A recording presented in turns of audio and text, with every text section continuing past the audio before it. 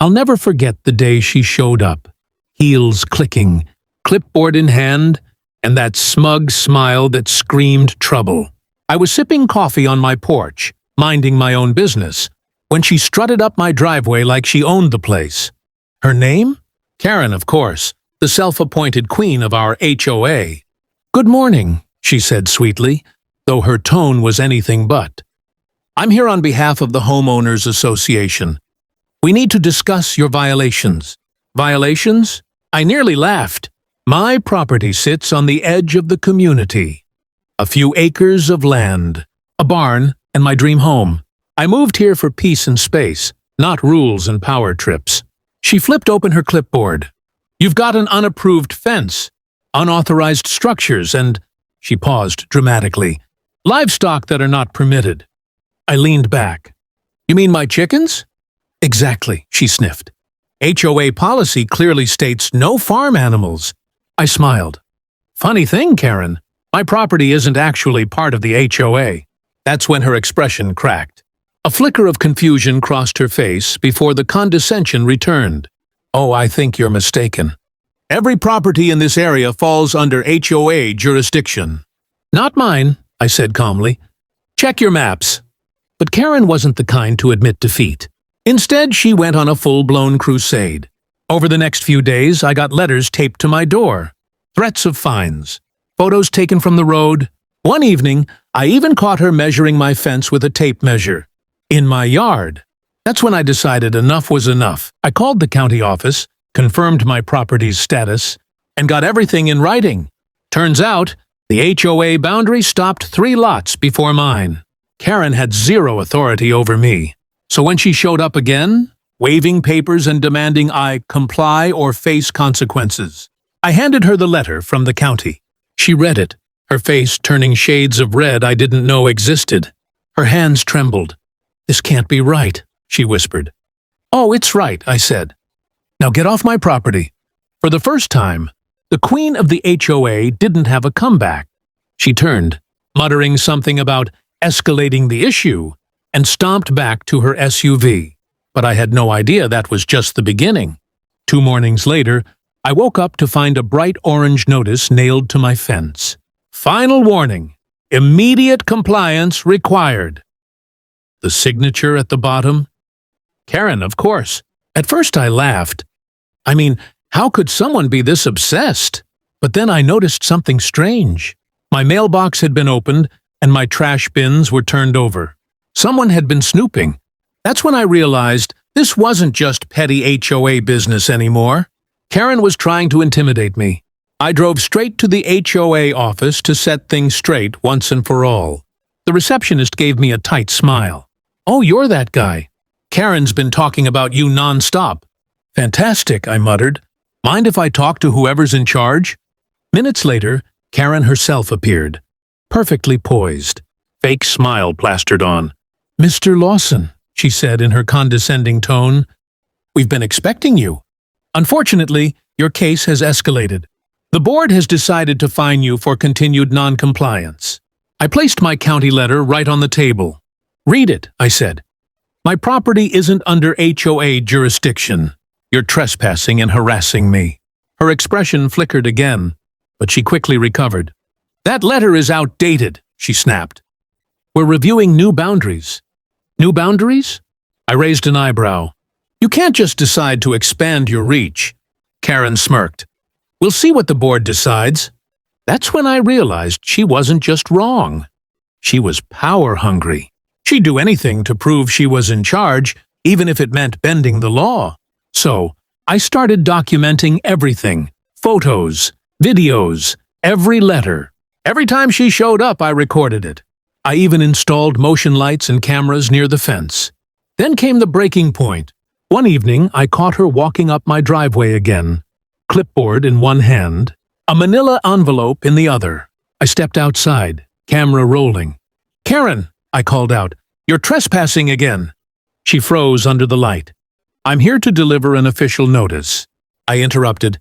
"You're being filmed. Leave now, or I'll call the sheriff." Her lips tightened. "You'll regret this," she hissed.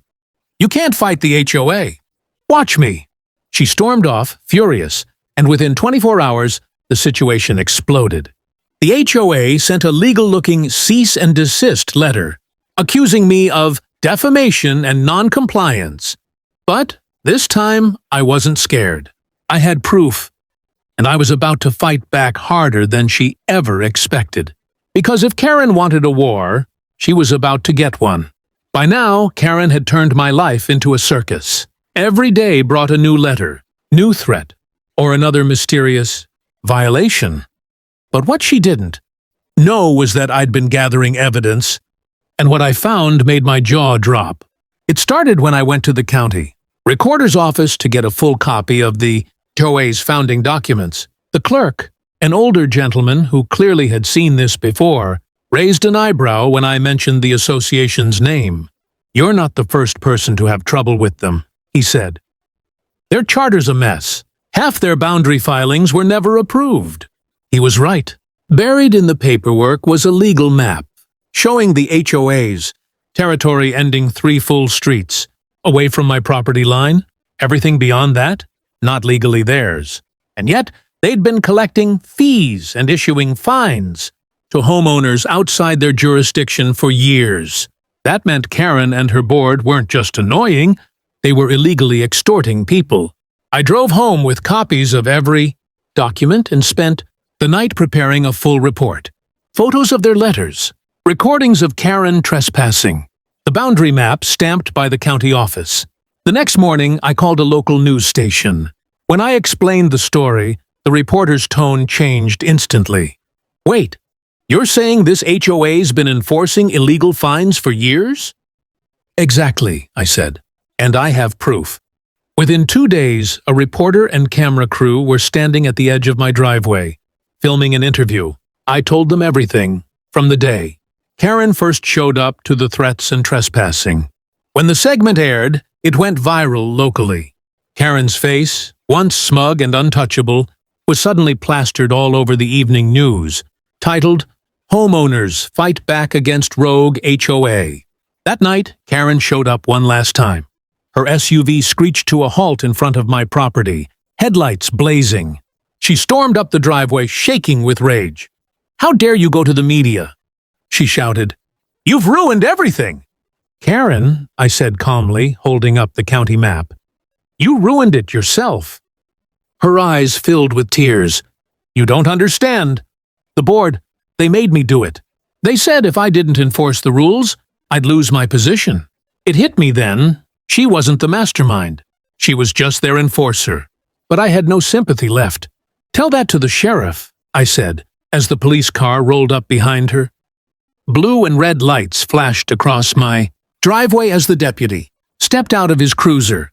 Karen froze, clipboard clutched to her chest, face pale as chalk.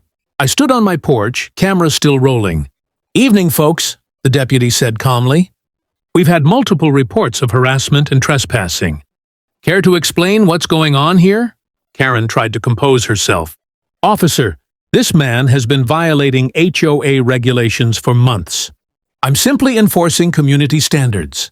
The deputy looked at me. I handed him the folder of documents I'd been keeping, the county's boundary maps, signed statements, and all the proof of Karen's harassment. He flipped through it silently, then looked back at her.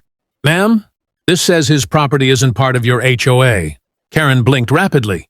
"That can't be right. We filed new paperwork." "Paperwork doesn't mean anything unless it's approved," the deputy said. "And according to this, it wasn't. In fact, it looks like you've been threatening and collecting money from homeowners you don't legally represent." Karen's voice cracked. "I was just following board instructions." "Then you'll need to explain that down at the station," he said firmly. Her lips trembled. For a second, I thought she'd argue again, but instead, she just broke.